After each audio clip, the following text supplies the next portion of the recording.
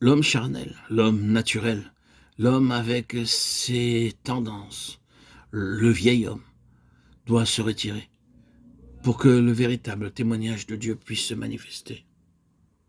Il n'y a que ce qui vient de Dieu qui peut avoir de réelle valeur. Dieu doit être l'origine et la cause de toute œuvre spirituelle. Sa volonté doit gouverner et avoir l'initiative d'une telle œuvre. Mais il n'est pas seulement l'origine, il est aussi l'artisan. Quand il est l'origine et la cause, tout contribue à le glorifier. Le problème, bien souvent, c'est que lorsque nous reconnaissons que le commencement doit être de Dieu et la finalité pour lui, nous oublions qu'entre les deux, tout doit être de lui. Également, la volonté de Dieu gouverne le début, la puissance de Dieu gouverne la cause, et la gloire de Dieu gouverne la fin. Celui qui travaille doit bien entendu recevoir la gloire. Si donc quelque chose de nous s'introduit dans l'œuvre, nous aurons alors cette gloire. La question de la gloire ne se pose pas à la fin, mais au milieu. Lorsque nous commençons à utiliser notre énergie, alors nous ravissons de la gloire à Dieu.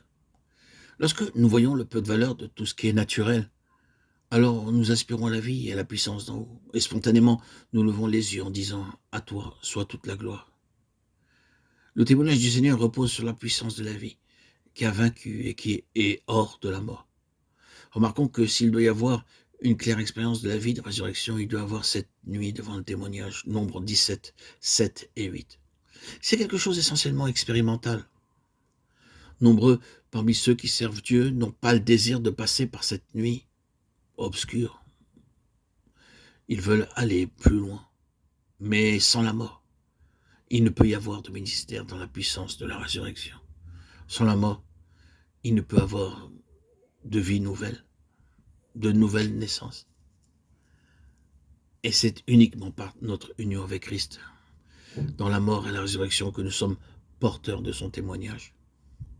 Le témoignage de Dieu, c'est le témoignage de Jésus. Ce n'est pas ce que nous disons de lui, mais ce qu'il est. Il est ce témoignage. Le témoignage de Dieu, c'est toute l'arche. Dans Exode chapitre 25, nous voyons des anneaux aux deux côtés de l'arche du témoignage, et les barres y demeuraient en permanence. Ainsi, le témoignage pouvait être porté à tout moment. Notre témoignage n'est pas quelque chose que nous préparons rapidement quand le besoin s'en fait sentir, mais c'est un témoignage toujours prêt et qui trouve son expression fondée sur la volonté de Dieu pleinement accomplie. C'est ce que nous connaissons de Christ dans une expérience continuelle et non quelque chose qui est préparé pour une certaine occasion. Béni soit Dieu. Loué soit Dieu, il n'y a rien à faire pour ce témoignage, il est entièrement de Dieu. Tout ce que nous avons à faire, c'est de le porter dans le tabernacle. Il n'y avait pas de plancher, il n'y avait que le sable du désert. C'est maintenant, pendant notre pèlerinage, que nous devons porter ce témoignage. Nous devons connaître le Seigneur en expérience chaque jour. Ainsi, ce témoignage pourra être toujours manifesté.